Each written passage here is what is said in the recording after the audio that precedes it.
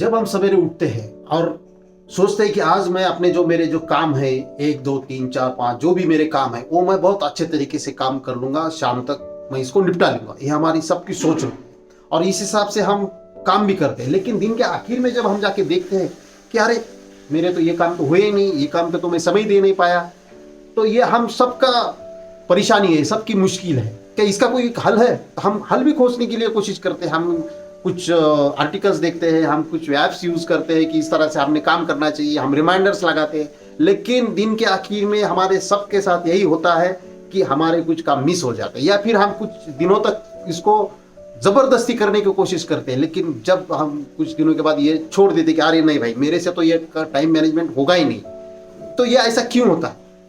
Actually हम time management कर ही नहीं रहे हैं, हम किसी तरह से टाइम को एडजस्ट करने की कोशिश कर रहे हैं और एडजस्ट करने से काम नहीं होता। ना शांति होती है, ना घर वाले सुखी, ना ऑफिस वाले सुखी, ना दोस्त सुखी, ना खुद की हेल्थ ठीक, सब काम बिगड़ जाता है। तो क्या इसका कोई एक रास्ता है? तो हाँ, इसका एक रास्ता है। आप अगर इस तरह से करोगे तो डेफिनेटली आप शांति से रह सकते हो, शांति से काम कर सकते हो और आपके काम समय से पहले ही पूरे निपटा सकते हो। तो एक छोटी सी कहानी मैं आपको बताऊंगा कि एक कॉर्पोरेटर होता है, वो अपने काम में बहुत ज़्यादा बिजी होता है, वो उसके काम डेली वर्क जो रूटीन वर्क है वो उसका डेली का चलता रहता है। और उसी वक्त उसको एक इंसान जो उसका दोस्त होता है वो बार बार फोन करते रहता है। तो काम में बिजी होता है तो उसकी वजह से वो बार बार फोन को देखता है और नजरअंदाज करता है, देखता है नजरअंदाज करता है, लेकिन ऐसा बार बार होता है। वो दोस्त उसको बार बार फोन कर रहा है तो ये इरिटेट हो जाता है कि यार ये क्या लगा रखा है यार, मैं इतने काम में बिजी हुई, यार इंसान इसको इतनी भी समझ नहीं है कि यार इसको कितने फोन करना चाहिए, करे जा रहा है। इसको वो गुस्सा आ जाता है, वो गुस्से से फोन उठाता है और इधर से चिल्ला के बोलता है कि तेरे को समझ में नहीं आता कि मैं कितना बिजी इंसान हूं, क्यों फोन कर रहा है बार बार। तो उधर से वो बोलता है शांति से कि भाई माँ बीमार है। तो ये बोलता है कि ठीक है भाई, माँ बीमार है तो उसकी अच्छी से देखभाल करो, कुछ पैसे की जरूरत है तो मैं आपको भेज देता हूँ और 1 2 दिन के बाद जैसे ही समय मिलता है या फिर आज समय मिलता है तो मैं आपको आके मिलता हूँ। तो फोन रखने की कोशिश ही करता है। तो उधर से फिर से बोलता है कि अरे सुनो भाई, फोन काट मत देना, मैं मेरी माँ की बात नहीं कर रहा हूँ, आपकी माँ बीमार है। जैसे ये वर्ड उसको सुनता है, ये शब्द उसके कानों में बिकता है कि मेरी माँ बीमार है, तब तो उसके पैरों तले की जमीन खिसक जाती है। तुरंत वो बोलता है कि कब, कैसे, कहाँ, क्यों, क्या हुआ? तो बोले भाई आप काम में बिजी थे तो आप किसी की भी फोन अटेंड नहीं कर रहे थे, तो न जाने मेरा नंबर आपके पड़ोसी के पास था, उन्होंने मुझे फ़ोन किया और कहा कि आपकी माँ अचानक से चक्कर आ गया और बेहोश होकर गिर गई है। तो फिर मैं भी आप ही की तरह बहुत बिजी था, मैं पूरे अपने काम, हाथ के पूरे काम छोड़ के पहले प्रायोरिटी मैंने आपको माँ को दी और उसको हॉस्पिटलाइज करने के लिए मैं घर से निकला। उनको पहले मैंने हॉस्पिटल में भर्ती किया, उनकी अभी ट्रीटमेंट अच्छे से चल रही है और यही बताने के लिए अभी मैं आपको फोन कर रहा हूँ। तो ये सुनते ही उसके होश उड़ गए।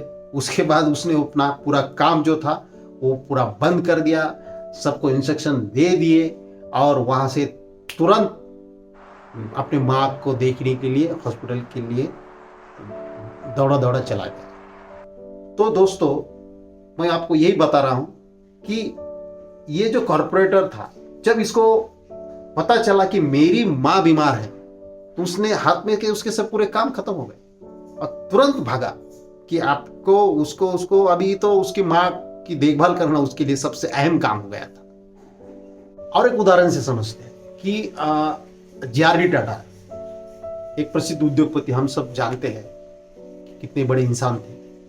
उनके बारे में ये किस्सा है कि जे.आर.डी. टाटा जी का एक बहुत करीबी दोस्त था, तो वो उनके पास कंप्लेंट करता था कि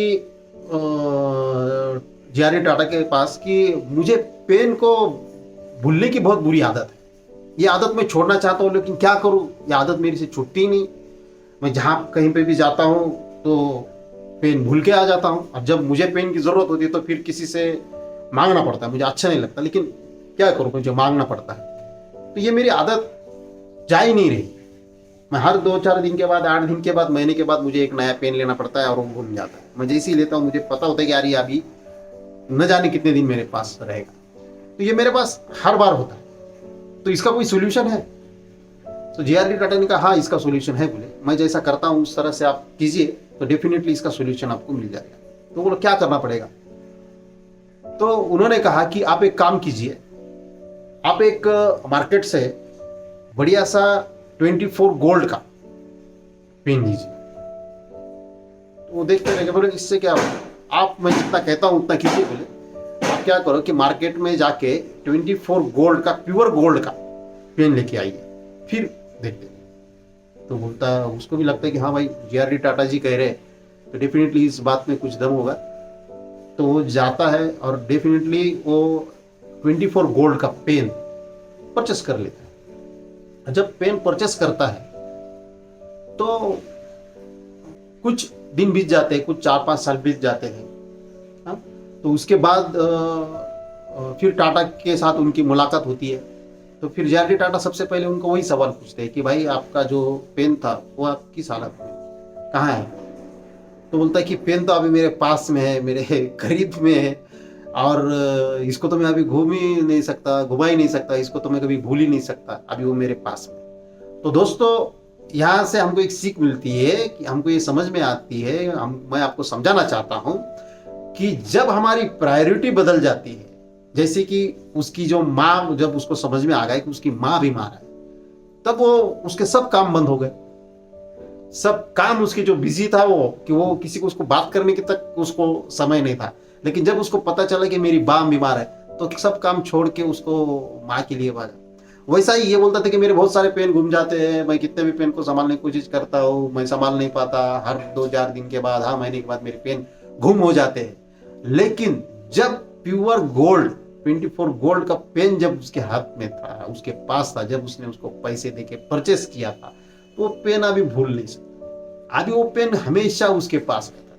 5 साल के बाद जब उसको मिला, कितना बड़ा समय होता है 5 साल के बाद भी वो पेन उसके पास है। तो हमारे ये बात समझ में आती है कि हमारी प्राथमिकता, कामों की जो प्रायोरिटी है वो अगर बिगड़ गई तो फिर हमारा टाइम मैनेजमेंट बिगड़ जाता है। तो हमें लिस्ट आउट करके आना चाहिए कि किस काम को किस तरह से हमको प्रायोरिटाइज करना है, और इस हिसाब से अगर हम काम करते हैं तो डेफिनेटली हमारा टाइम बहुत अच्छे से मैनेज हो सकता है। और एक उदाहरण, एक बहुत बिजी इंसान, बहुत बिजी, यानी उसके पास बिल्कुल समय ही नहीं है, हमेशा उसका यही था कि भाई मेरे पास समय नहीं, मेरे को छोड़ो, मेरे को जाना है, मेरे को ये काम है, मेरे को एक काम है। उसका एक बच्चा देखता रहता था हमेशा, और उसको भी अपने पापा के साथ खेलने की बहुत इच्छा, मनीषा रहती थी कि वो पापा मेरे साथ आए, खेले। तो वो हमेशा पापा से बोलता था कि पापा आप मेरे साथ थोड़ा सा समय बिताइए, अब मेरे साथ खेलिए, मुझे गार्डन लेके जाइए, मुझे ये करना है, मुझे वो करना है। ये तो पिताजी टाल देते हमेशा, नहीं बेटा फिर कभी, नहीं बेटा फिर कभी, अभी तो मुझे ये करना है, ऐसा कुछ बोल के टाल के उसको यहाँ से निकल जाते थे। एक दिन क्या होता है, एक दिन वो बच्चा पिताजी के पास आता है और पिताजी को बोलता है कि पिताजी आपका 1 घंटे का, आपको आपकी कीमत क्या है 1 घंटे की? तो वो हंस के बेटे की तरफ देखता है, बोलता है, उसको ऐसे ही टालने के लिए उसको कुछ कैलकुलेशंस करता है और बोलता है कि हाँ बेटा मेरी 1 घंटे की कीमत 2000 रुपये, क्या ना 2000 रुपये। तो बेटा शांति से सुन लेता है और वो निकल जाता है, बाद में भूल भी जाता है। उसने कहा कि ऐसी, बेटे ने पूछ लिया था, उसने बता दिया, वो भूल जाता है।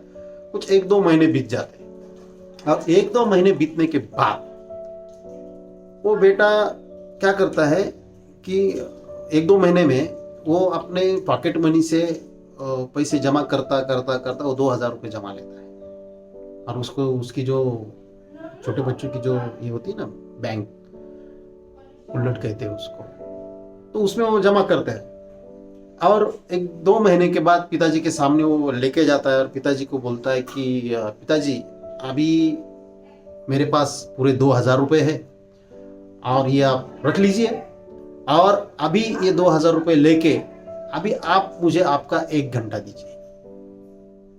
तो पिताजी एकदम सन्नाटा छा जाता है। पिताजी उसके तरफ देखते हैं कि सही में, और बच्चा सही में से उसमें से पैसे गिन गिन के निकाल रहा है और पिताजी के सामने ऐसा बोल रहा है कि लीजिए पिताजी ये 2000 रुपये और अभी 1 घंटा आप मेरे साथ बिताइए। तो फिर उसके आंखों में आंसू आ जाते हैं और उसको उसके गलती का एहसास होता है कि कि मैं कितनी बड़ी गलती कर रहा हूँ। तो अभी आप में हमारी बात समझ में आ गई कि अगर हम सही तरह से प्रायोरिटी को मैनेज कर सकते हैं तो फिर हमारा टाइम मैनेजमेंट का जो सवाल है, हमें जो डर है कि हमारे से टाइम मैनेजमेंट नहीं होता है, वो खत्म हो जाता है। तो हमें हमारे काम के प्रायोरिटी यानी प्राथमिकता को तरफ बहुत ध्यान से देखना पड़ेगा कि हमारी प्राथमिकता क्या है, हम किस चीज को कब प्राथमिकता दें।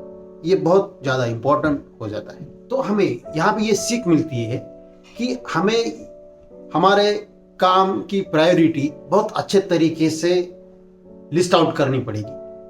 अगर हम इसको अच्छे तरीके से लिस्ट आउट कर पाते हैं तो डेफिनेटली हमारा समय बचेगा, हमारा काम बहुत अच्छे तरीके से होगा और जो रिजल्ट हमारे काम के पहले आते थे वो कई अच्छे से रिजल्ट आएंगे। तो डेफिनेटली आपका जो प्रोफेशन है, आपका जो परिवार है और आपका जो खुद के लिए जो समय निकालना है, ये 3 चीज़ों पे आप काम कीजिए, उसको प्राथमिकता दीजिए। कब किसको कितना समय देना है ये तय कर लीजिए क्योंकि ये हमें तय करना ही पड़ेगा, तभी हम आगे जाके अच्छा काम कर सकते हैं। तो बहुत बहुत धन्यवाद, आपने ये वीडियो पूरा देखा। इसी तरह के नए नए जानकारियों के साथ इस चैनल पे वीडियो आते रहते हैं, तो कृपया इस चैनल को ज़रूर सब्सक्राइब कीजिए।